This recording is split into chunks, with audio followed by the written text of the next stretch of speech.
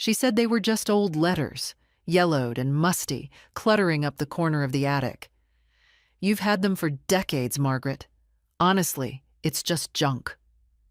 I watched from the kitchen doorway as she dropped the box into the black trash bag and tied it off like it was nothing. That box had sat on the cedar shelf since before her husband, my son, was born. And now it was gone. Just like that. The trash bag hit the bin with a careless thud. Laura turned around, brushed her hands together, and smiled at me like she'd done me a favor. "You'll feel so much lighter," she said, stepping around me to wash her hands, already moving on to the next chore on her mental list. I didn't say anything. Not yet.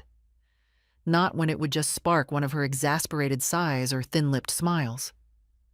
"We're trying to make space," she'd say. "It's not personal, Margaret." But it always was. She'd been making space since they moved in. At first, it was small things. My baking pans accidentally replaced, the kitchen towels swapped, the quilt my mother made folded and put away in the hall closet. Then the furniture in the front room was rearranged to open up the energy. My armchair didn't fit anymore, she said. It made the space feel off. So I moved it into the bedroom and sat by the window instead. I used to own every corner of this house. Now I lived in the corners. That morning was cold. A wind had picked up early, rattling the bare branches outside the kitchen window. October, with its rusted skies and sharp light, always brought me back to those early days with Tom. We'd moved into this house in the fall of '73, a year after the wedding. Bought it in cash, too. Tom never trusted banks, said paper could lie. But a deed in your hands was the only real thing in this world. He stored everything in that attic box, labeled it himself. Important. I remember the thick envelope he sealed with red wax. "Keep this safe, Mags," he'd told me, slipping it into the box with the rest. "It's not for now. It's for when you need to remember who owns what." I hadn't opened that box in years. I thought I had time. Laura left for yoga a little after noon, calling out that she wouldn't be back until 3. "I told David to get takeout," she said, as she slipped on her expensive fleece. "There's no need for you to cook tonight." Her voice had that chirpy edge she used when pretending she wasn't telling me what to do. After she left, I stood at the back door for a long time, staring at the bins by the fence. A black bag sat right on top, untied now, slightly opened at the edge. The wind must have caught it. I stepped outside, wrapped my sweater tighter around my shoulders, and opened the lid. It was there, the box, half crushed, its contents slumped like a broken spine. Most of the papers were soaked through, some torn. The letters, dozens of them, smeared beyond reading. And yet, underneath, I saw it. The envelope with the seal broken, its flap still folded neatly over the edges. The wax had cracked, but I knew it. My hands shook as I pulled it out, retreating back inside, away from the wind. At the kitchen table, I unfolded the brittle paper. There were 3 documents inside, still legible. Property records, land titles, all signed by Thomas Howell, notarized, dated 1974. Plots along Greenway Road. Back then, just fields. But now? I blinked, trying to steady my breath. I had thought they were just letters. So did Laura. But they were deeds. And they still had my name on them. The papers lay flat on the kitchen table, still damp at the edges, curling as they dried in the weak afternoon light. My hands rested beside them, palms open, as if I were afraid they might vanish if I blinked. For years, that envelope had lived quietly in the attic, unseen, unremarkable. Now it was the only thing in the house that felt truly alive. Thomas Howell. his name in bold, certain strokes of blue ink. My name beside his, Margaret E. Howell, in my smaller, neater handwriting. 3 parcels of land described in dense legal language, each one accompanied by a notary's stamp. Greenway Road, it read, total acreage, 6. I remembered those words now because Tom had said them out loud when he signed the documents. 6 acres, Maggie. Someday that'll mean something. Back then, Greenway was just a muddy stretch past the old sawmill. Tom had bought the land from a widower who wanted to move south. For the children, he'd said. Maybe David will build there one day. I'd laughed at the idea. We could barely afford roofing shingles then. The thought of owning extra land felt like a fantasy. But Tom was steady, methodical. He tucked those deeds away and told me to keep them safe. Never throw away what carries your name, he'd said. Paper keeps the world honest. Now, 48 years later, that paper was all I had left that proved anything belonged to me. The front door opened. David's voice echoed through the hallway, followed by the thud of his briefcase hitting the floor. Mom, you home? I slid the documents under a stack of magazines before he entered the kitchen. Yes, dear, I said, turning to the kettle as if I'd been busy. He loosened his tie, glancing around. Laura says you've been cleaning out the attic. Thank you. She's been on a minimalist kick. I smiled thinly. So I've noticed. He chuckled, missing the edge in my tone. She means well, you know. Tries to keep everything tidy. You hold on to too much stuff. Stuff. The word stung. Everything I owned, Tom's toolbox, the quilt, the old recipe cards, had been reduced to stuff. Maybe you're right, I murmured. Some things are worth keeping, though. He nodded absently, already scrolling through his phone. I'll be working late tomorrow. If you need groceries, just text Laura. She likes to manage that. Manage. Another word that landed heavy. They didn't even notice the way they spoke to me, as if I were one of the chores on Laura's list. After dinner, when they went upstairs to watch television, I returned to the table. I spread the documents again, careful not to tear them. I took out my reading glasses, adjusted the lamp, and began deciphering the small print. Each deed bore a registration number. I wrote them down on a notepad, tracing every line slowly, methodically. I wasn't entirely sure what to do next, but I knew one thing. I needed proof. Real proof. The next morning, while Laura was out and David at work, I called the county records office. A polite young woman answered. Good morning, Property Division. How may I help you? My name is Margaret Howell, I said, trying to keep my voice steady. I'd like to inquire about 3 parcels purchased in 1974 under that name. She asked for the numbers, typing quickly. There was a pause, a faint intake of breath. Yes, Mrs. Howell, the titles are still active, she said. All 3 are registered under your name and one co-owner, Thomas Howell, deceased. No transfers since 1974. My throat tightened. Active? They haven't been sold? No, ma'am. And just for your information, the Greenway corridor has been rezoned for residential development. The current assessed value is, she hesitated, quite significant. Would you like a formal appraisal mailed to you? Yes, I whispered. Please. When I hung up, the silence in the kitchen seemed enormous. The clock ticked loudly on the wall, marking the seconds between one life and another. I looked at the window, at the gray autumn sky, at the old maple tree Tom had planted out front. The world outside looked the same, but everything had shifted. I sat there for a long time, the receiver still warm in my hand, thinking of Tom. How certain he'd been that paper could keep a person safe. He'd been right all along. Laura had thrown away letters, but she hadn't managed to erase me. By evening, the envelope lay inside a new folder, sealed again, labeled in my own handwriting. Keep. Personal. Do not touch. I tucked it deep inside the drawer of my nightstand, behind the box of sewing threads.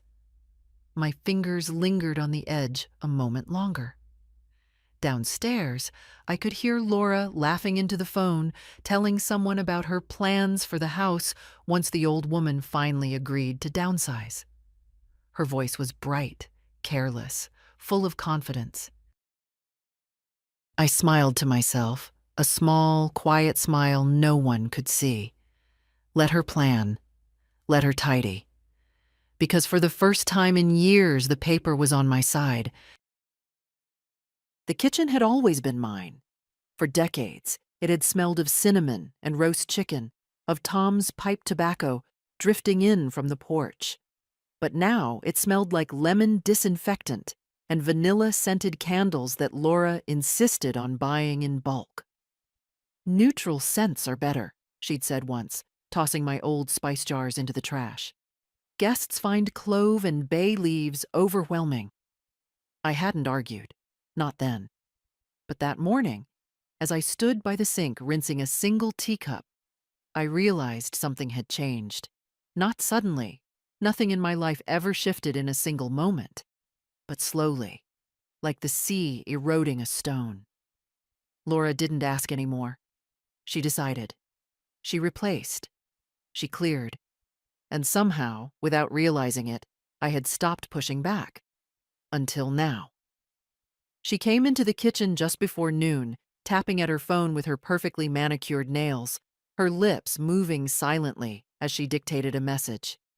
She wore those tight gray workout pants and one of David's college sweatshirts, the sleeves pushed up to her elbows like she'd just been doing something important.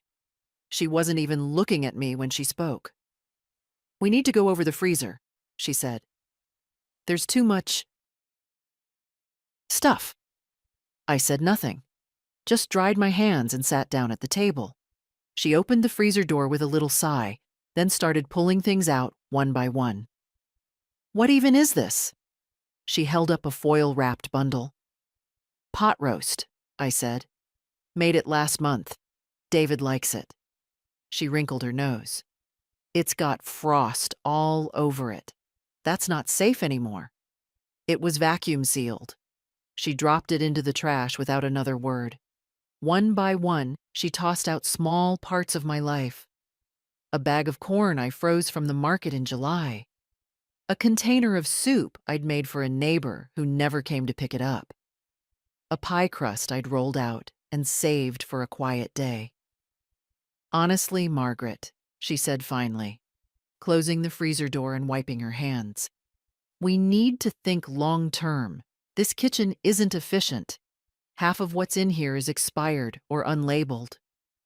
I looked at her, at the way she said "we" when she meant her, at the way her face tightened every time she looked at something she couldn't control. And for the first time, I saw it clearly. Not just irritation or bossiness, but something deeper. She wanted this house. She'd always wanted it. "It's an old space," she continued, now pacing lightly, her voice lighter than before, rehearsed. "You've done a beautiful job keeping it up all these years, but it's just not practical anymore. Not for the kind of lifestyle David and I have." "And what kind of lifestyle is that, exactly?" I asked, my voice even. She blinked, taken slightly off guard. "Well, you know, busy, modern, with more entertaining, more flow. We've talked about redoing the living room, maybe knocking out the wall to the den, turning the study into a nursery eventually." "Nursery?" I asked, though I already knew. She smiled, faintly. "Just thinking ahead." "Thinking ahead," I repeated. She poured herself a glass of sparkling water. always the same brand, the same flavor. David and I have been talking, Margaret. We really think it might be time for you to consider something a little easier. A retirement community, maybe. One of those independent living places. They have shuttle buses and activities and housekeeping. It could be good for you. You'd have your own space, of course. Privacy. I let the silence stretch between us. Let her hear the weight of her words. I see, I said finally. She mistook my stillness for compliance. Her shoulders relaxed, her tone brightened. We can help you look into places. There's one near the lake that's just lovely. Very modern. And they have memory care on site, just in case you ever... I won't be moving, I said. She blinked again. I'm sorry? I repeated, folding the tea towel in my lap. I won't be moving. This is my house. There it was. The smallest flicker, annoyance, panic. She recovered quickly. Of course, I just thought maybe you'd be more comfortable somewhere with support. David worries about you. The stairs, the garden. Things happen. Yes, I said quietly. Things do happen. She shifted her weight, setting her glass on the counter with a sharp little click. Well, it's something to think about. She left the room, her steps brisk and even, her silence louder than any argument. When the door shut behind her, I took the pie crust she'd nearly tossed from the trash and slid it back into the freezer. Still wrapped. Still perfectly fine. And then I walked into the den, opened my old file cabinet, and began to organize. Birth certificates. Tom's military papers. Tax records. The appraisal request would arrive soon. I needed everything ready. They thought I was old and soft and grateful. But they'd forgotten something essential. This house, every inch of it, was mine, and I wasn't about to let anyone renovate me out of it. The attic had always been his domain. Tom used to climb the narrow stairs 2 at a time, even after his knees started to go. No sense in keeping the good light down here, he'd say, pointing to the one dusty window up top that faced east. That's where the truth belongs. Someplace it can breathe. After his passing, I'd only gone up a few times. Once to put away his coats. Once to dig out the Christmas decorations. And once, years ago, to sit beside that cedar shelf and cry into the box marked important. Because it was the only place in the house where I still felt like he might come walking in. Now I stood there again, the boards groaning under my slippers, holding a flashlight in one hand and my breath in the other. The air smelled of dry wood and old paper, like time paused in 100 yellowing pages. I knew Laura had cleared out most of it last week, probably tossing anything that didn't shine or beep. But the far corner was too cramped for her, wedged between a beam and a sloped wall. That's where Tom had built the cabinet. Short, wide, bolted to the floor. He always said no storm could lift it. Said he'd buried a few things there that mattered too much to leave in the open. I pulled it open. Empty. I blinked. No files, no folders. Not even the cigar box where he kept his old letters. Just a few rusted nails and a dry oak leaf that must have blown in last year. But then I noticed something odd. Along the back panel, there was a fine line, barely visible. I ran my hand across it and felt the shallow groove of a seam, a hidden compartment. Tom always did love his secret compartments. He'd built one into the old hutch in the dining room, too, just big enough for a bottle of scotch and a folded $20 bill. For emergencies, he used to wink, or for Wednesdays. I knelt and pressed gently on the edge. The panel gave way with a soft pop. Inside, nestled between 2 pieces of old linen, was a small black case, leather, faded, but intact. My heart beat a little faster. I pulled it out and unzipped it. Deeds. Originals. The same 3 I'd recovered from the trash, only these were clean, sealed in plastic sleeves, untouched. And beside them, something else. A small brown envelope with my name written in Tom's hand. Maggie, just in case. I opened it slowly. Inside was a letter. No date, no greeting, just one line. If they forget who built this, remind them who paid. I closed my eyes and let the words settle into my bones. Back downstairs, I set the case on the dining table, poured myself a cup of weak coffee, and stared out the window. The leaves outside had turned fully now, golds and deep reds, a few clinging greens near the base of the elm. David used to rake them into piles and leap into them without warning. Once he broke his wrist doing it. Cried the whole ride to the hospital, then smiled through the cast as Tom signed it. That boy had joy in him once. I knew it. I'd held it.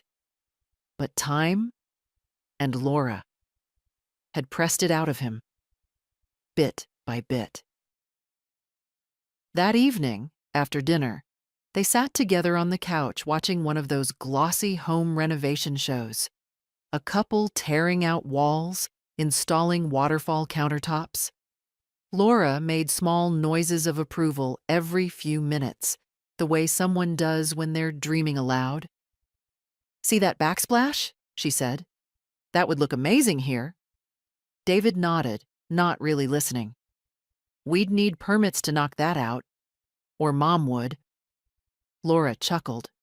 "Well, when she's ready to sell, I hope she lets us handle it. The bones are here. It just needs a vision." I sat in my chair by the window, knitting a scarf for no one in particular, and said nothing. My tea had long gone cold, but I held the cup anyway. My hands needed something to do. Laura turned toward me suddenly. "Margaret, have you ever thought about making a trust for the house?" I raised an eyebrow. "A trust?" "Yeah, like a family trust. You know, so everything's already in place when the time comes. It avoids probate, makes things cleaner. David could help you with the paperwork." David looked up, uncertain. "I mean, yeah, it's common. Just to simplify things." I nodded slowly. "Interesting idea." Laura smiled. "Just something to think about." "I'll think about it," I said. Later that night, after they'd gone to bed, I called someone I hadn't spoken to in years. Marvin Delaney, Tom's old apprentice. He was a lawyer now, small practice, quiet voice, sharper than anyone gave him credit for. "Mrs. Howell?" he said, surprised. "It's been a long time." "Marvin, dear," I replied, steady and calm. "I need your help, and I need it quietly." "I can do that," he said. "What's going on?" "I have 3 deeds, all in my name. I need them reviewed, appraised, and protected." He didn't ask why. We set a meeting for Friday morning, and when I hung up the phone, I sat in the dark, watching the hallway light spilling faintly across the floorboards. Let them dream their dream of a future kitchen. Let them measure for a nursery. They thought I was finished, but I had only just begun. The garbage bins sat at the end of the driveway, like silent judges. Green for waste, blue for recycling, and the black one in the middle, the one they reserved for things that don't matter anymore. That's where Laura had thrown the box. Not carefully, not with a second glance, just dropped it in like a spent tissue.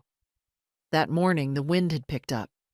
The bin's lid had popped open, scattering scraps across the driveway. I spotted a corner of cardboard sticking out, sagging under the weight of early rain. Something about it made my chest tighten. I slipped out quietly, wearing my oldest cardigan and house shoes, hoping no one would see me. It was early enough. The air smelled like damp leaves and concrete. The box was still there, half smashed, its contents slumped. I knelt beside it, ignoring the cold seeping through the knees of my slacks. I reached in carefully, fingers brushing against crumpled paper and warped plastic. Most of it was gone, ruined by weather, torn where Laura had crammed things too tight. But deep beneath the mess, I found what I hadn't even known I was looking for: photographs. A few stuck together, watermarked and curling at the edges, but unmistakable. Tom and David in the backyard, a tiny sandbox between them. My mother's handwriting on a recipe card. A Christmas card from my sister, the envelope still sealed. And then, folded between two old letters, a document. Yellowed, soft around the corners but dry. Somehow untouched. It was one of the 3 deeds. The original. I froze. The other 2 were safe now, in the case I'd recovered from the attic. But this one, the 3rd, had been in that box, the one Laura threw away. Had I not come outside, had I not looked, this would have been lost. Millions, gone with the Wednesday trash. I stood slowly, knees aching, and pressed the document to my chest. She hadn't known. That much was clear.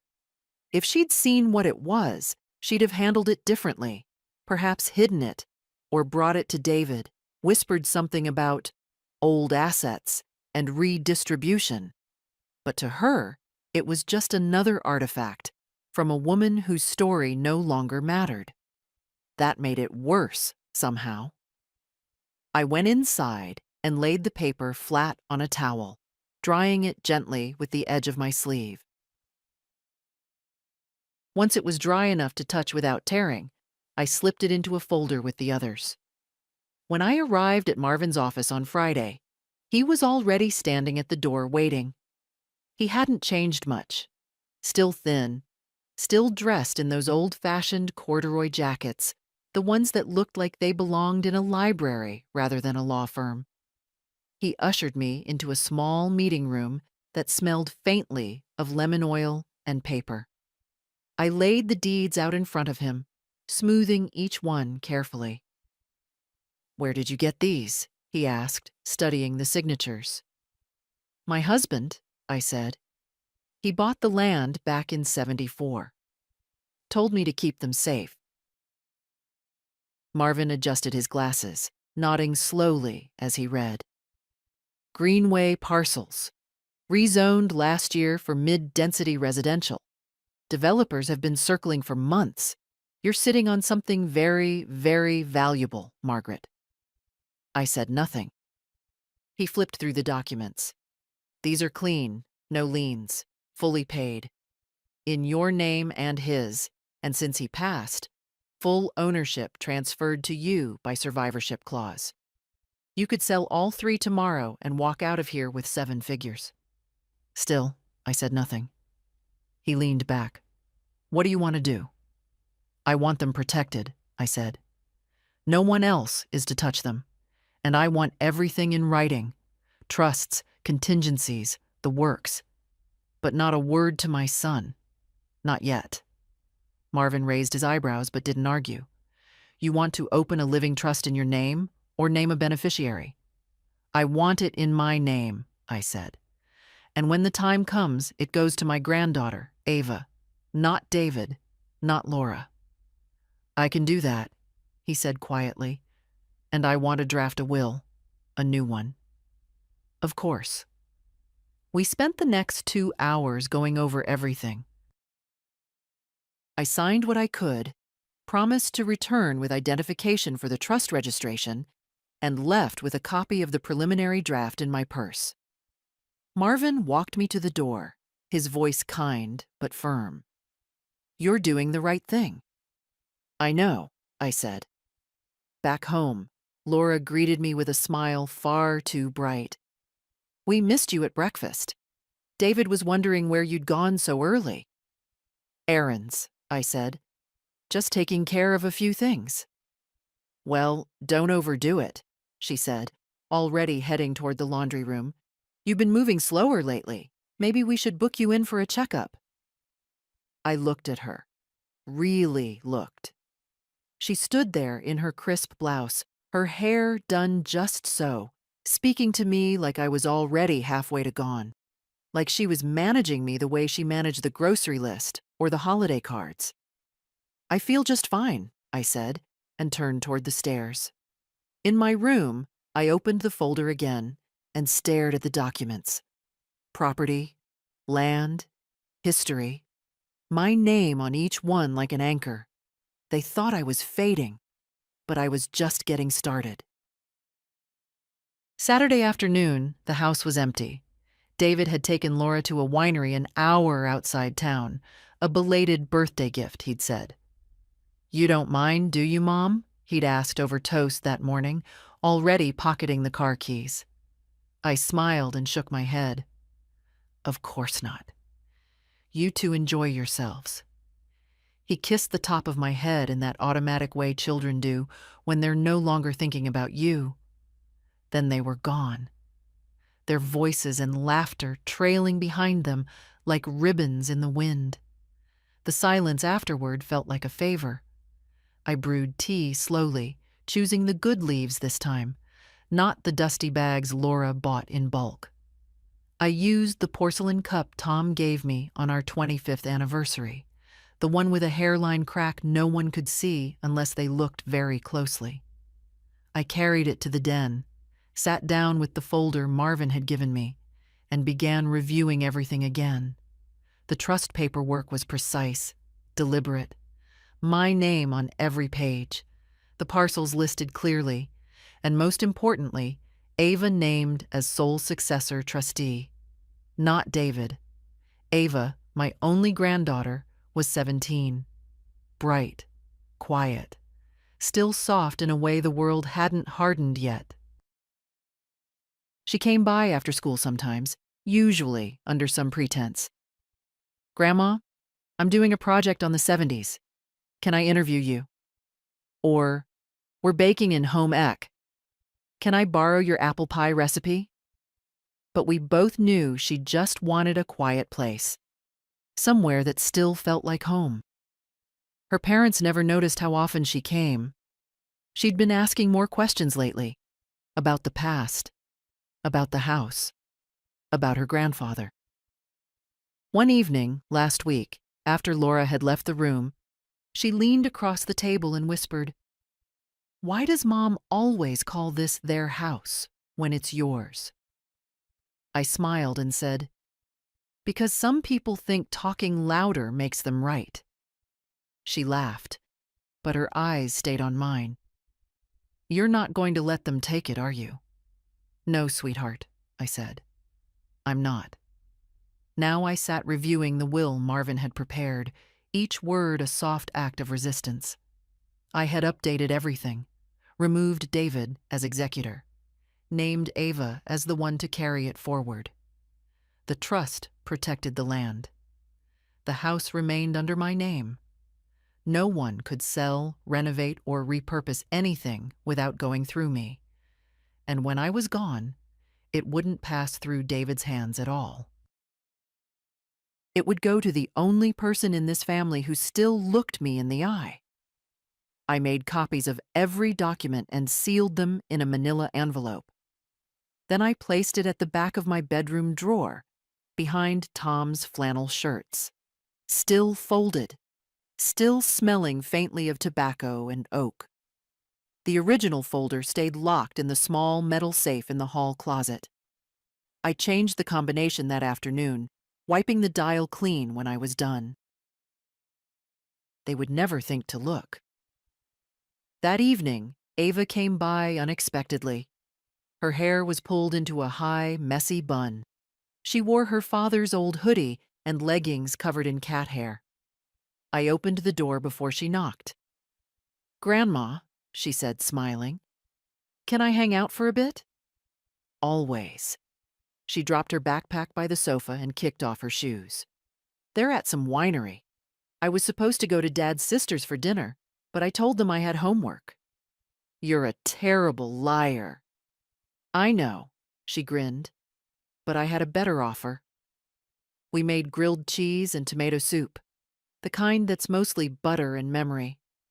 She sat cross-legged on the floor, eating from a tray, watching reruns of old shows she pretended not to like.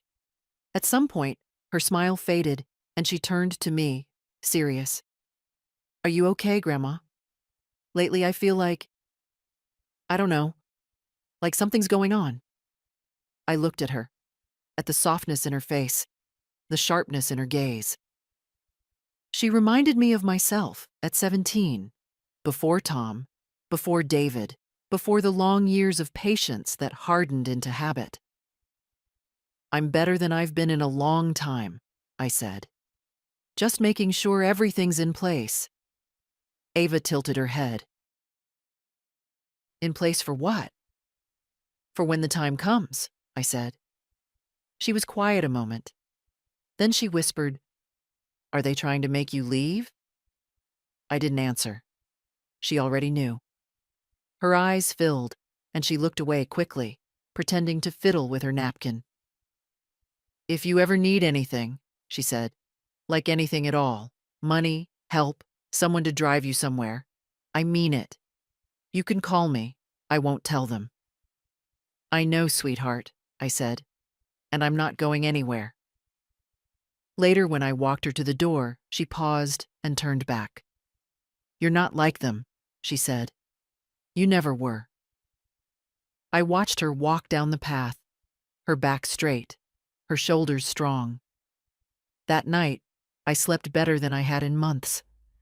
Let David buy wine and talk renovations.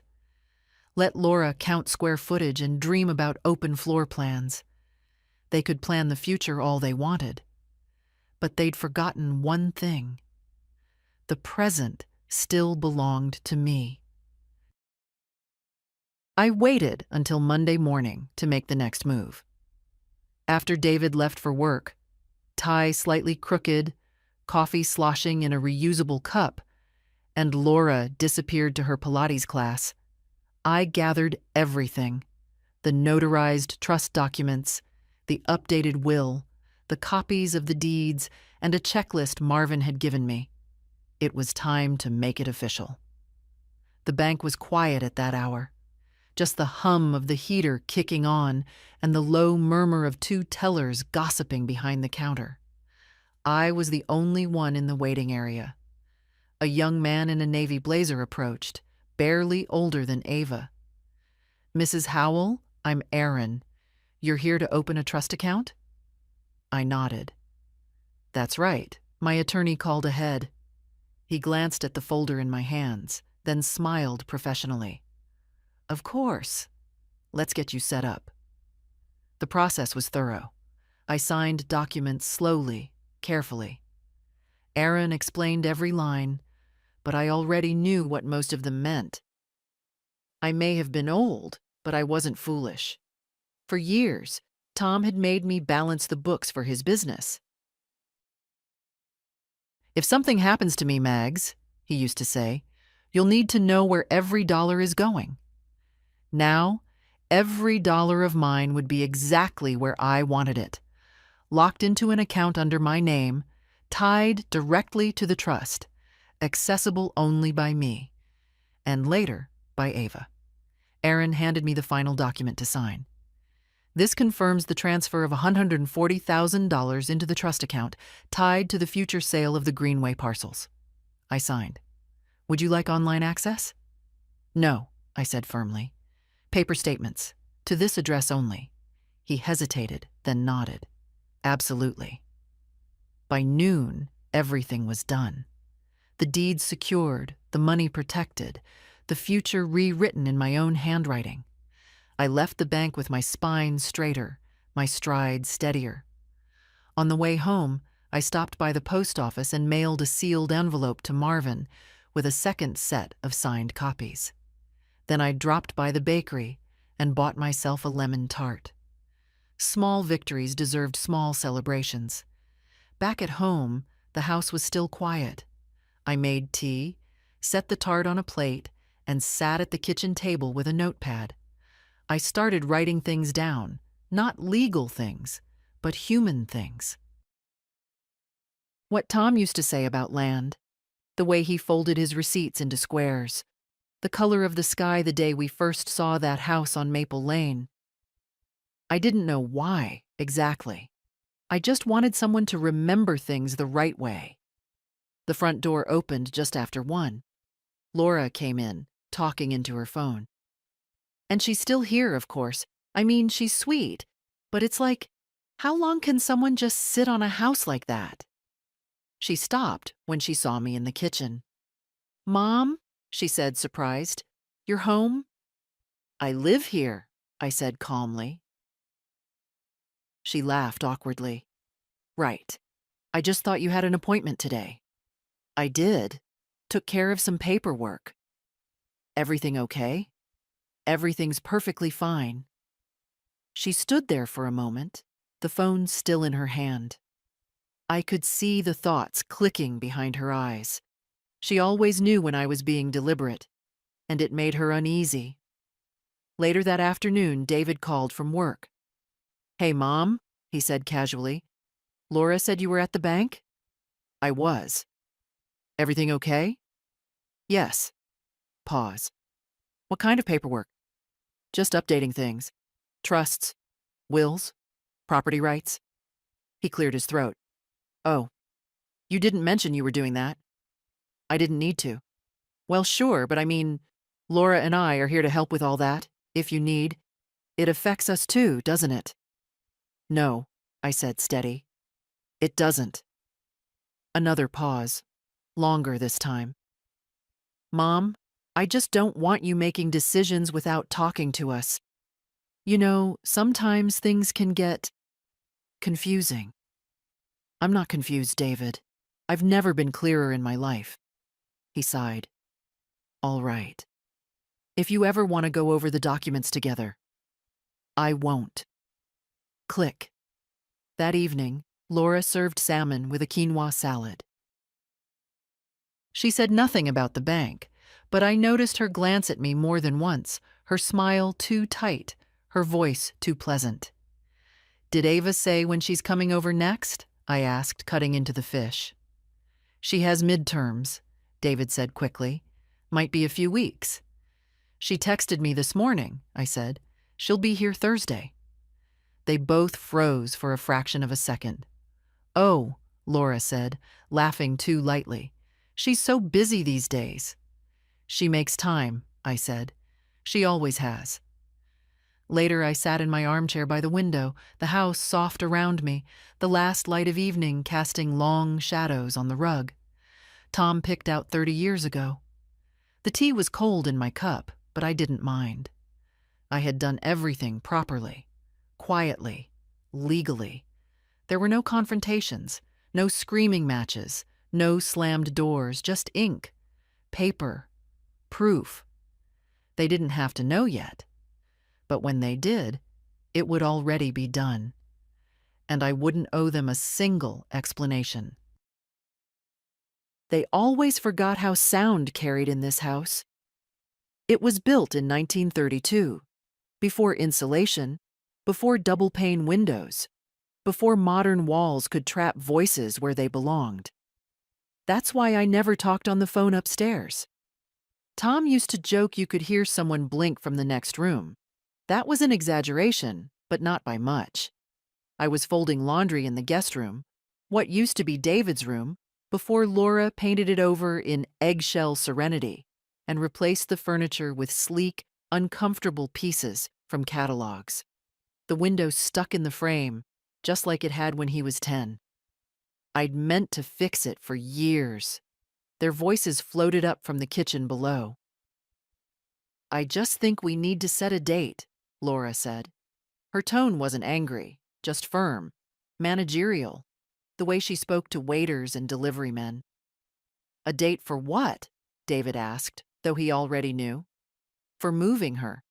You said after the holidays. That was 5 months ago." There was a pause. Then the scrape of a chair. "She's not ready," David said. "She's never going to be ready, David," Laura snapped. She's content to just sit there, collecting dust and writing in those little notebooks like she's running a war diary. Meanwhile, we're living in limbo. The market's shifting. We need to move. She's not going to sign anything, he said, his voice quieter. You saw her after the bank. She's locking things down. It's like, I don't know. She's preparing for something. She's preparing to cling to this house until we bury her, Laura said. A silence followed. I could hear the refrigerator hum, a spoon tapping a cup. I'm not saying we push her, Laura continued, softer now. But there are ways to guide people. We can start showing her how nice those communities are. Maybe bring brochures. Take her on a tour. Ava could go too. She listens to Ava. She wouldn't like that. She doesn't like anything I do, Laura said, her voice sharpening. I've tried, David. God knows I've tried. I cook. I clean. I let her have the master bedroom. Let me. She doesn't ask for anything, David said. That's the thing. I keep waiting for her to need help so we have a reason. You know what she needs? Laura said. She needs clarity. She needs boundaries. And you need to stop playing the guilt card just because your dad died when you were in college. You didn't kill him. But if we let her run the show, she'll kill this house. There was a long pause. I heard footsteps. The fridge opened and closed. She can't take it with her, David, Laura said. The house, the land, it's too much for one old woman. At some point, we need to make adult decisions. Together. She'll hate us. She'll get over it. The conversation shifted after that. Laura started talking about open house dates, possibilities for renovations. David asked about kitchen permits. They thought they were whispering. I stood still for a long time. My hands were cold, a half-folded towel hanging over my arm. I didn't feel sad. Not anymore. That part had passed. This wasn't about care. It wasn't about safety or stairs or community living. It was about possession, space, legacy. And they thought they were the rightful heirs, by default, by biology, by the slow, quiet erosion of my presence. But I hadn't eroded. I walked downstairs 15 minutes later, laundry basket in hand, face composed. Laura was at the counter, flipping through a glossy magazine filled with kitchen designs. David sat beside her, reading something on his phone. They looked up at me with that false cheerfulness people wear when they're hiding a secret they think you're too fragile to hear. I'm making a roast tonight, Laura said brightly. I know you like that. Lovely, I said. Let me know if you want me to set the table. She blinked, thrown off. No. You just relax. I've been relaxing for years, I said. It's time I pulled my weight. I moved to the pantry and retrieved the good plates. Tom's plates, the ones we'd bought in Charleston when we thought we'd be newlyweds forever. I set the table slowly, deliberately, placing each fork and glass with care. By the time dinner was ready, everything gleamed. We ate in silence at first. Roast beef, potatoes, wine. Laura filled the space with empty stories about a neighbor's renovation. David nodded along. Ava wasn't there that night. After the dishes were cleared, Laura poured herself another glass of wine. So, she said, too casually. We've been thinking. I looked at her. She smiled. Maybe sometime next week you and I could go visit that lakeside community, just to look. No pressure. I have appointments next week, I said. Oh, well, maybe the week after? I'm busy then too. David shifted in his chair. Mom, we're just trying to help you explore options. You've got a big place here, lots of maintenance. I've managed it for 40 years, I said. I think I can manage a little longer. Laura opened her mouth, but I raised a hand. Not loudly, not rudely, just enough. "I appreciate the thought," I said. "Truly. But this is my home, and I'll be the one to decide when I'm done with it." A long silence followed.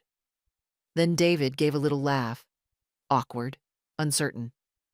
"Fair enough," he said. Laura sipped her wine, her eyes hard behind the glass. I cleared the plates. Later that night, alone in my room, I wrote Ava a short note. "Sweetheart, when you visit Thursday, I want to show you a few things. Important things. Bring that quiet confidence of yours. I'll need it. Grandma." I placed it in an envelope and left it on her usual seat at the kitchen table. I knew they'd see it. Let them wonder. Let them stew. They had their plans, and I had mine. The house had never been perfect. Not when we moved in. Not after the repairs. Not even now. But it was ours. I still remember the day Tom first walked me through it. Mid-May, 1973. The grass in the front yard was knee-high. The porch steps rotted straight through, and every window rattled in the breeze. The real estate agent had apologized twice before we even got to the second floor. But Tom grinned like he was looking at a cathedral. "It's ugly now," he said, kicking the baseboard gently. "But it's honest. You can work with honest." And work we did. We spent that summer with splinters in our hands and sawdust in our lungs.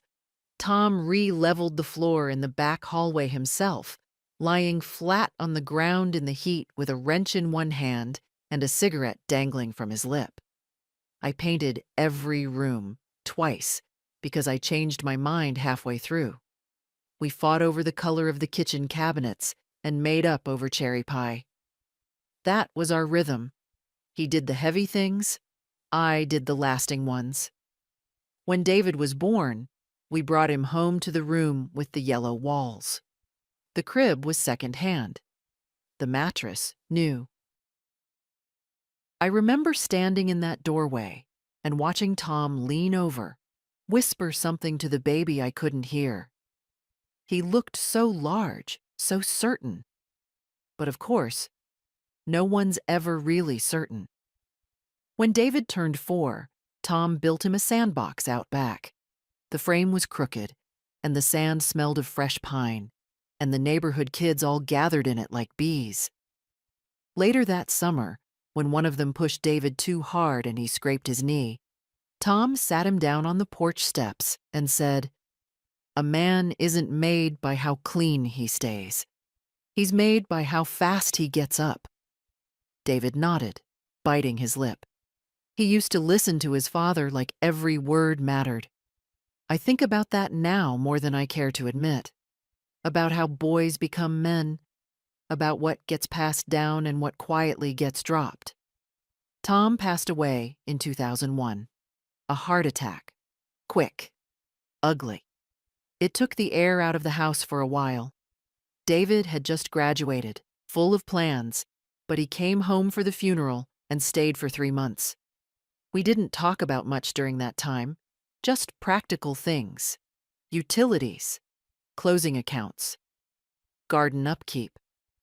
One afternoon, I found him in the garage, sitting on the old workbench. He held one of Tom's hammers in his hand. "I can't fix things like he did," he said quietly. "I don't know how." "You don't have to fix everything," I said. "You just have to care about what breaks." He didn't answer, just kept turning the hammer in his palm. Later, he left. Moved into an apartment with a friend from college. Got a job in insurance. Met Laura. Married her in a hotel ballroom with cold salmon and 7 floral centerpieces. It was a lovely day, I suppose. Everyone smiled for the pictures. He never came back to the garage. Over the years, I mailed them checks. For the car, for the wedding, for the down payment on their first condo.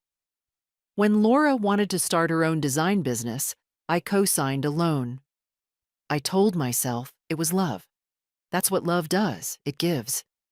But I think I was also trying to keep something alive, a thread between us, something softer than obligation. Now, walking through this house alone, I see all of it layered together, grief and growth, effort and neglect. The paint in the hallway has begun to peel again. The tiles in the upstairs bathroom have a crack. The faucet in the guest room drips twice an hour, sharp and regular. I keep meaning to fix it, but sometimes I think I leave it on purpose. Proof that things are still moving, that time hasn't stopped. That afternoon, I pulled the photo albums from the shelf. I hadn't opened them in a while. Not because it hurt. No, not anymore. But because I wasn't sure anyone remembered the people in them besides me. Tom in the garden with a shovel and a wide grin. David at 6, holding a frog by the pond, one shoe missing. A birthday party in the backyard, plastic cups, sun-faded balloons, my sister holding the camera crooked. In one photo, I'm standing on the porch with a bowl of potato salad. Tom's behind me, pretending to steal a bite with a wooden spoon. Our shoulders touch. His smile is slightly crooked, like he never quite believed he deserved to be that happy. I stared at that picture for a long time. Then I took out a clean envelope and slid the photo inside. On the front, I wrote in firm, clear letters. Ava. She deserved to see it.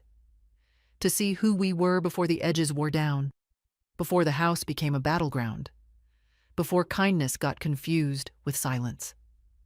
I placed the envelope with the others, legal documents, deeds, letters Tom had written but never sent. A story, piece by piece. When Ava came Thursday, I would show her everything, not to burden her, but to make sure someone knew how to carry it. Because memory, like land, only stays yours if you tend it. The day started quietly. Ava came in the morning, her backpack slung over one shoulder, eyes a little tired but warm, as always. We sat at the kitchen table, drank cocoa, and went over her math homework, though we both knew that wasn't the real reason she'd come. When the clock hit 11, I stood, went to the sideboard, and took out the folder. She looked at me, curious but silent. I set it in front of her. "Read the top page," I said. She scanned it, then blinked. "Wait, this is a land trust?" "Yes." "And it's in your name?" "Yes." She looked at me slowly. "Grandma, how much is this worth?" I didn't answer right away. I let her sit with the weight of it. "Enough," I finally said. "Enough for them to want it, and enough for me to decide exactly where it goes." Her eyes filled. "Is this why Mom keeps talking about assisted living? Downsizing?" "It's part of it," I said gently. "And part of it is they've never quite forgiven me for staying upright. People like things that fold. I didn't." She closed the folder carefully. Her hands were trembling. "Thank you for trusting me." "There's no one else I would," I said. "And don't worry.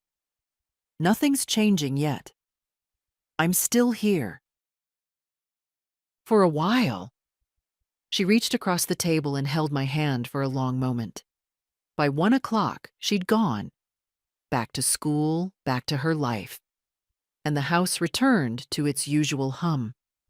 Laura came home at 2, arms full of bags, her perfume arriving a second before she did. She set everything on the kitchen island with a little huff. "Just picked up a few things," she said, not looking at me. "New table runner, some paint swatches, thinking of refreshing the front room." I said nothing. She unpacked slowly, narrating each item like it mattered. "This blue might brighten the space. The taupe's safe, of course, but I think we're past safe, don't you?" "We?" I said. She looked up. "David and I," she clarified. "We just want the house to feel more intentional." "Interesting word." She gave a little laugh. Well, right now, it's all very lived in, which is lovely, but it doesn't really speak to who we are now. Who is that? I asked. She paused. Young professionals, a modern family, people with plans. And I suppose I don't fit that plan? I didn't say that, she said quickly, smile still plastered. But let's be honest. When people come over, they don't exactly assume you're the owner. I looked at her. She didn't flinch. You've said a lot of things to me over the years, Laura, I said quietly. Some sharp, some petty. But that one, I leaned forward slightly. That one's the first that's truly stupid. She blinked. This house was bought before you were born, I said. Paid for in cash, renovated by hand, maintained with sacrifice. Its plumbing carries the sound of my husband's laughter, and its attic holds pieces of my son's childhood. Every floorboard you call dated was scrubbed by these hands. And if I don't look like the owner to your friends, that's only because you've confused taste with memory. She opened her mouth, but nothing came. I've let a lot slide, I continued, because I thought patience might teach you something. I see now it didn't. So let me say it plainly. This is my house, not yours, not David's. Mine. And if you want to repaint anything, you'll need my written permission. Silence. Then finally she laughed, short and bitter. You know what? Fine. But don't be surprised if you wake up one day and realize how lonely this all is. I stood. I'd rather be alone in a house I love, I said, than surrounded by people who treat me like a placeholder. She stared at me, chest rising and falling.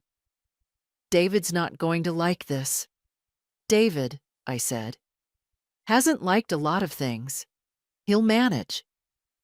I left the kitchen without another word. My knees ached from standing, but my back had never been straighter. Upstairs, I sat on the edge of the bed and waited for the rage to come. But it didn't. Only something colder, something clearer. That line, "You don't look like the owner," had burned through me. Not because it was cruel, but because it was said with such ease. She believed it. She believed she could erase 40 years with paint samples and entitlement. But names on deeds don't smudge that easily. And silence is not the same as surrender. Later, as I made tea, I heard her on the phone. Not whispering this time. She's getting defiant, she said. I think we need to accelerate the plan. Talk to that realtor again. If we push gently, she'll cave. She always does. I stirred sugar into the cup. Slowly, calmly. Let her plan. Let her call. Let her walk this house like she already owns it.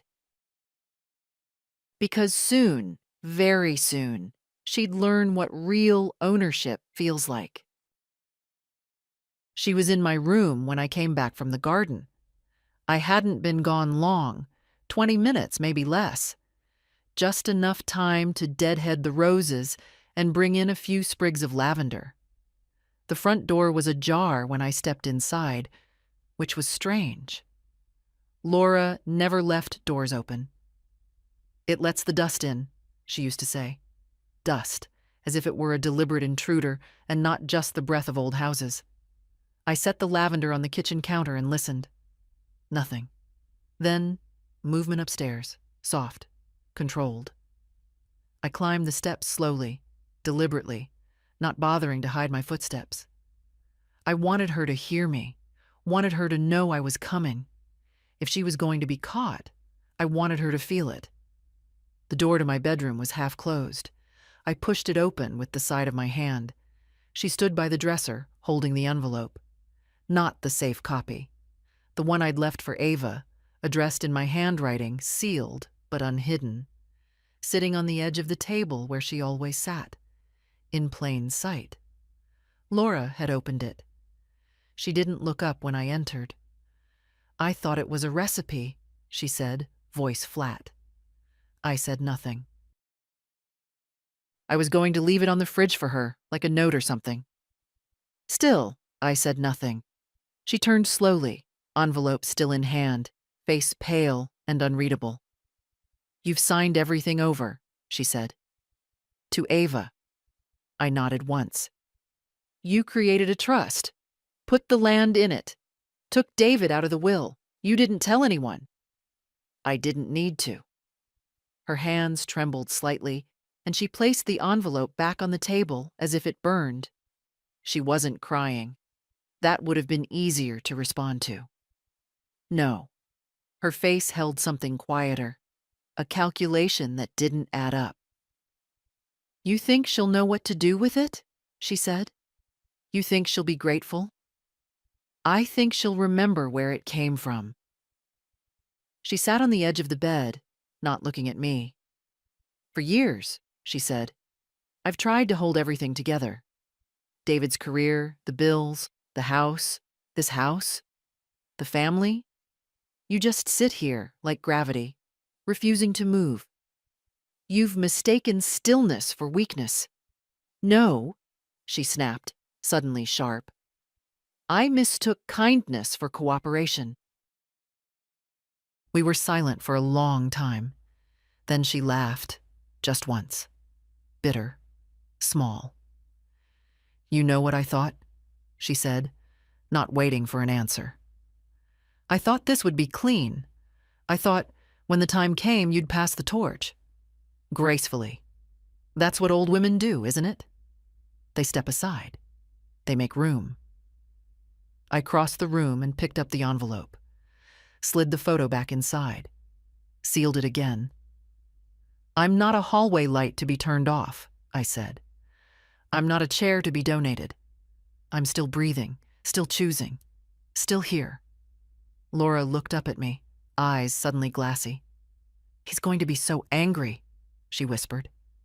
I sat beside her slowly, the mattress dipping under our weight. Probably, I said, but not surprised. I raised him better than that. He just forgot.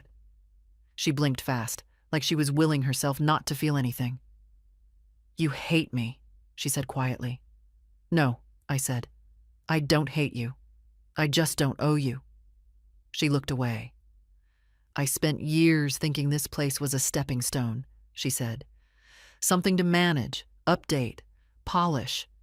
I didn't know it was an anchor. It's both, I said. But you were always trying to sell the stone. For the first time, she didn't argue. Eventually, she stood, brushed invisible dust from her skirt, and walked to the door. At the threshold, she paused. You've made your choice. Yes, I said. She nodded, then left. I sat in the quiet afterward, hands folded in my lap. The envelope still lay beside me, intact again. The air smelled of lavender and something else, like the crackle of paper just before it catches fire. I wasn't proud of what had just happened, but I wasn't ashamed either. It wasn't victory. It was clarity. Some truths need to be spoken aloud. Others need only be written, signed, and witnessed. And sometimes, the most powerful thing you can say is nothing at all. David came home later than usual that evening. His car pulled into the driveway just after sunset. I heard the tires on the gravel, the slight scrape of his briefcase across the passenger seat. For a while, he sat in the car without coming in, headlights still on, casting long shadows across the porch. When he finally stepped inside, the air shifted. I was in the den, knitting without thinking, unraveling and starting again. I'd done the same row 3 times. My hands needed motion. My mind needed stillness. He came in without taking off his coat. Can we talk? He asked. I nodded toward the chair across from mine. Sit.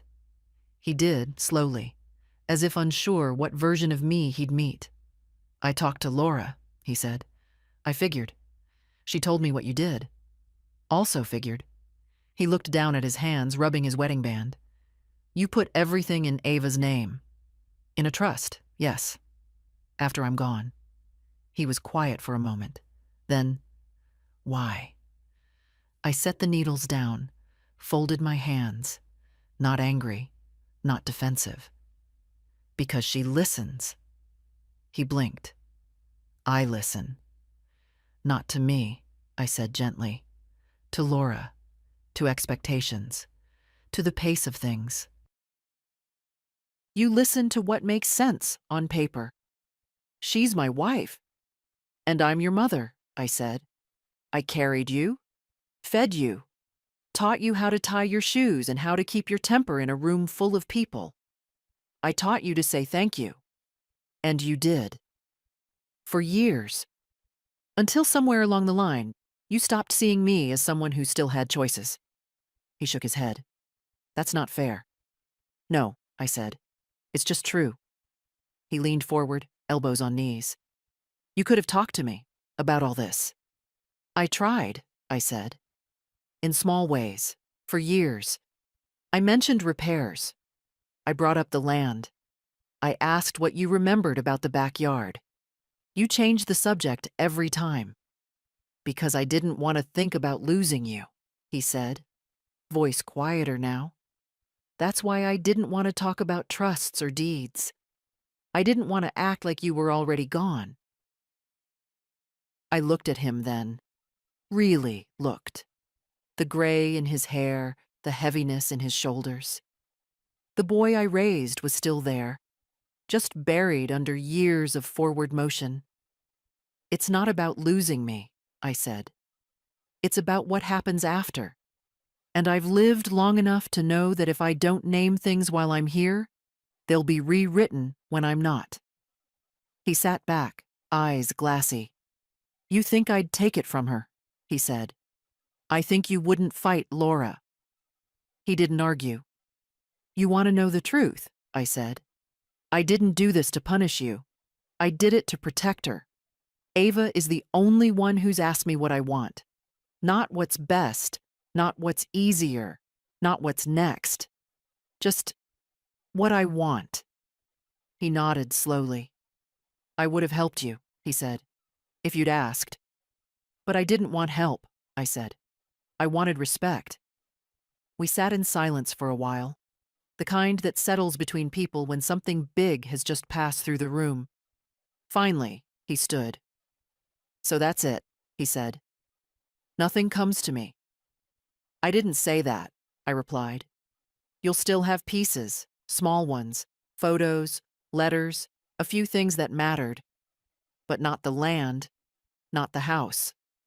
He swallowed. You don't trust me. I trust the part of you that still remembers who built this house, not the part that let it become a strategy. He looked away. I'm sorry, he said. I really thought I was doing the right thing. I know, I said. That's what makes it harder. He walked to the doorway, hand resting on the frame. Will you tell her? He asked. Ava? No. Laura. I shook my head. She already knows. But it's not her I needed to tell. He nodded once, then left. I stayed in the chair long after the door clicked shut. Outside, the porch light flickered on. The wind picked up. I picked up the needles again and began the row for the fourth time. This time, I didn't unravel it. They left on a Saturday. No bags at first. Just a coat slung over David's arm and Laura's purse swinging with purpose. The kind of exit that says we'll be back when we've decided how we feel. No goodbyes. No explanation. David mumbled something about needing space. Laura didn't speak at all. I stood by the window as their car backed out of the driveway, tires crunching the gravel like brittle bones. The taillights blinked red twice, then vanished down the road. It was quiet after that. Not the strained quiet of tension or waiting, but a clean, breathable quiet, like the house had finally exhaled. I made myself a cup of tea. The good kind, with loose leaves and boiled water and a bit of honey from the jar Ava gave me last Christmas. I carried it out to the porch and sat in Tom's chair, the one that creaked a little but held just right. The sky was overcast, but not unfriendly. Autumn sat on the air, not quite cold, not quite gone. The porch boards needed resealing. I ran my hand along the rail and felt the rough spots, the splinters lifting where the sun had baked through the varnish. I made a note to sand it next week. Out front, the roses had taken on that dusky color they get before falling apart completely. Still proud, still upright, even as the petals loosened. I fetched the shears from the shed and trimmed them back, talking to them softly as I worked. "You did good this year," I said. "Time to rest now." Inside, I dusted the bookshelf in the study, rearranged the photo frames so Tom's didn't tilt to the left. I straightened the old quilt on the guest bed, made sure the edge was tucked just so. I cleaned the silverware drawer, refolded the linen napkins. I wasn't tidying because they'd left. I was tending. There's a difference. In the afternoon, I pulled out the recipe box and chose one of the cards at random. Apple spice cake, Tom's favorite. I'd made it so many times I could do it with my eyes closed, but I read the card anyway. His handwriting on the top corner, "Don't skimp on the nutmeg." I never did. The house filled with the smell of cinnamon and warm sugar, and for a moment it didn't matter who had tried to redesign it or repaint it or plan for its next owner. It was still mine. Later, I opened the closet in the hall and took out the metal tin where I kept the old keys. Some of them didn't fit anything anymore. The lock on the garage that rusted shut in '98, the trunk Tom lost the combination to, the padlock from David's high school locker. I added one more, the key to the safe. Not because I no longer needed it, but because it was time it lived with the others. Time it became part of the house's memory, not just its protection. At sunset, I made soup. The kind that simmers slow and long and smells like patience. I ate alone at the kitchen table. No one asked what was in it. No one picked at the bread or complained it needed salt. When I was done, I washed the dishes by hand. Not because the dishwasher was broken, because I like the way hot water feels on my fingers when the day is finished. Before bed, I walked the perimeter of the house, checked the locks, turned off the porch light, ran my hand along the wall as I moved from room to room. Not to steady myself, to say goodnight. And when I climbed into bed, I didn't think about Laura or David or what came next. I thought about how the boards creaked in just the same way they had the day we moved in. How the wind still pushed the same branch against the window in October. How memory, when kept right, doesn't fade. It roots. This was not a house waiting for new owners. This was a home already full. Ava came on a Thursday just after 3. School let out early for some district-wide training, and she showed up in jeans and an old sweatshirt, hair damp from the rain, cheeks pink from the cold. She didn't knock. She never did anymore. Just let herself in and called softly, "Grandma?" "In the kitchen," I said. She walked in and dropped her bag with a sigh, like the weight of everything outside stopped at the threshold of this house. She looked tired, not physically, but in the way young people get when they're beginning to understand that the world isn't fair, and maybe never was. I poured her tea without asking. She didn't smile this time, just wrapped her hands around the mug and stared into it like it might explain something. "They're not speaking to me," she said after a while. "Mom barely looks up from her phone when I come home. Dad asked if I knew what I was doing. Like I had to be tricked into loving you." I didn't respond, not right away. She looked up. "Did I do the wrong thing?" "No," I said. You stood still when it mattered. That's not wrong. It's just rare." She bit her lip and looked down again. I reached into the side drawer, pulled out a small velvet pouch, and set it on the table. Inside were 3 keys. I didn't say what they were for.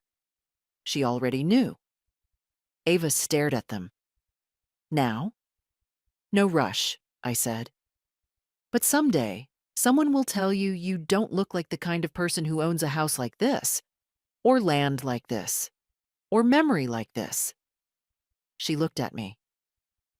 "And I want you to know," I continued, "that you don't have to match anything. Not their version of success or ownership or legacy. You only have to remember where you came from, what this place cost, what it gave." She swallowed. "Will I be able to keep it?" "The land is locked in trust," I said. "Nobody can touch it without your say. The house will pass to you when the time comes. The money's in place. Everything's prepared." "But the rest?" she asked. "The people?" I exhaled slowly. "That part's harder." She nodded. "Your father. He isn't cruel, just comfortable. Comfort can make people lazy, and lazy people let loud voices speak for them." "I don't want to hate them," she whispered. "Then don't," I said. "Just know what's yours, and don't hand it away because someone else makes you doubt it." She was quiet a long time. Then, very gently, she reached out and touched my hand. "You're not going anywhere soon," she said, not asking. I smiled. "I still have soup in the freezer." She laughed softly. "I'm not ready. You don't have to be. Just pay attention." She put the keys in her pocket like they were fragile, not afraid they'd break, afraid she might. We sat a while longer, saying very little. The rain tapped against the windows, soft and steady. The house didn't creak that day. It just held us, quiet and warm. Before she left, I handed her a folder. Just one. The one with the map. It had the original parcel drawings, the notes Tom had made on setbacks and soil quality, the hand-sketched plans he never showed anyone. She opened it and touched the paper like it was alive. "He would have liked you," I said. "You don't talk just to fill the air." She nodded, eyes glossy. "I would have liked him too." I walked her to the door, helped her with her coat, pressed a sandwich into her hands even though she insisted she wasn't hungry. When she turned to go, I didn't watch her leave right away. I just stood there, hand still on the doorknob, and felt the strange peace of something finally done right. Let them wonder where it all went. Let them redraw the maps in their heads. The future was never meant to belong to the loudest voice. It belongs to the one who listens and stays. The trees turned gold the following week. I watched them from the porch each morning, coffee cooling in my hands, the light slow to rise. The house didn't change, but the way it felt under my feet did. Not lighter, exactly, just settled. Like something long overdue had finally stopped asking for permission. David called once. I let it ring. Laura didn't call at all. They didn't come back. Not that week, not the next. And that was fine. I didn't need noise. I didn't need apologies dressed up as concern. I needed exactly what I had. Quiet, clean air, and a granddaughter who understood how to listen without trying to fix. Ava came twice more. Once to bring groceries. Once just to sit. We didn't talk much the second time. She read on the sofa while I cleaned out the drawer with the old birthday cards and expired coupons. I let her keep one of Tom's pocket knives, the one he used to carry when he thought every problem could be solved with a blade and a bit of tape. She opened it carefully, like a memory. "Is this mine now?" she asked. "Only if you lose it at least once and find it again," I said. She smiled. We didn't talk about the land, or the house, or what might come. Some things don't need repeating. That Friday, I baked 2 loaves of bread, one for me, one for the neighbor down the street who still swears I taught her daughter to ride a bike, though I don't remember doing it. Maybe I did. We do a lot more for people than they notice. I left the second loaf on her doorstep with a note. Still here. Still baking. Later, I cleaned the windows on the south side. Took down the curtains. Let the light in. It's strange, after so many years, to feel like something is finally yours, even when it's been in your name the whole time. But that's how it felt now. Not like ownership, but presence. Not like control, but clarity. This house is not a monument. It is not a prize. It is a vessel. It held us when we were loud, when we were wrong, when we forgot what mattered. It still does. There will be more seasons, more arguments, more shifts in the weather. But the center holds. Because I'm not just someone who stayed. I'm someone who remembered. And if you're reading this, if you've ever been talked over, packed away, treated like a chapter instead of a whole book, then I hope you remember too. You are not done just because they're tired of your presence. You are not invisible just because they want the room. You are still here. Say it if you need to. Write it down. Tape it to the fridge. Still here, still mine, still choosing. If this story held your hand, even for a moment, share it. Send it.